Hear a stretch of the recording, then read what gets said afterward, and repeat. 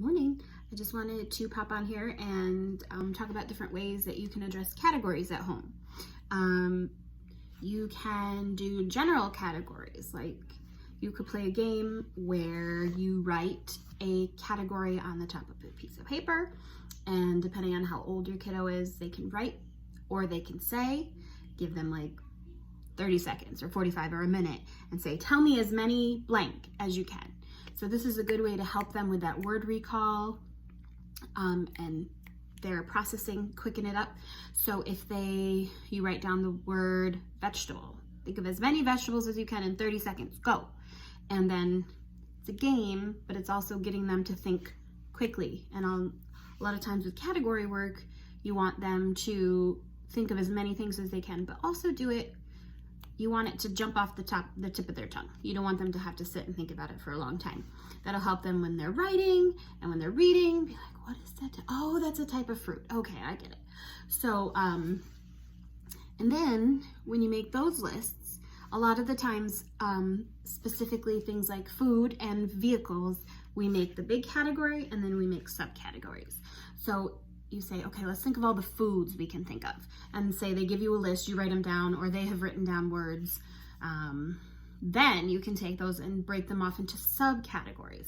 So you have food, then you have fruits, you have vegetables, you have meats, you have dairy products, you have carbohydrates, you have sweet treats, those kind of things. And then say they said ice cream, so you go, okay, put this in the sweet treat category. They said spinach, okay, put it in the vegetable category. They said apple, okay, we're gonna put that in the fruit category. And then they see how a big category is broken down into smaller categories. Vehicles, you could say, okay, so name as many vehicles as you can in a minute. We've written them all down.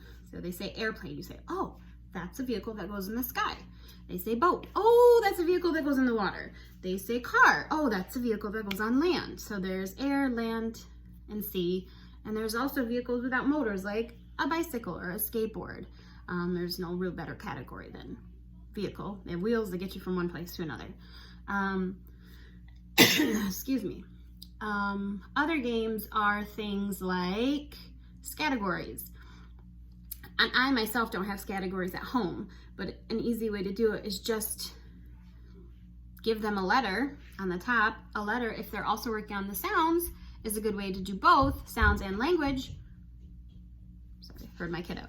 That you can put S on the top and say, think of as many things that start with S or the S sound or the S sound as you can, go. And then you can be like, oh, you said Skittle, that's a type of candy. Oh, you said sky, that's an outdoor thing, that's the environment, that's weather, the weather happens in the sky. And they said snake, that's a type of animal. Soup, that's a type of food, and you can break all those up into other categories. And then another game to play would be, excuse me, if you gave them a list of 3 things, they have to come up with a 4th or even a 5th thing that goes in that category. So if you said chair, desk, bed, they have to come up with another piece of furniture. They could say chair, couch, sofa.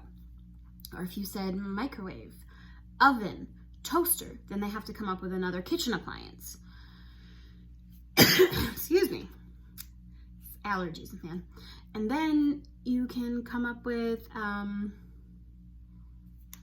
let's see, just various categories and ask them to break them up into subcategories. You can give them items in a category. They have to tell you the category, or they have to tell you an additional thing that goes in that category.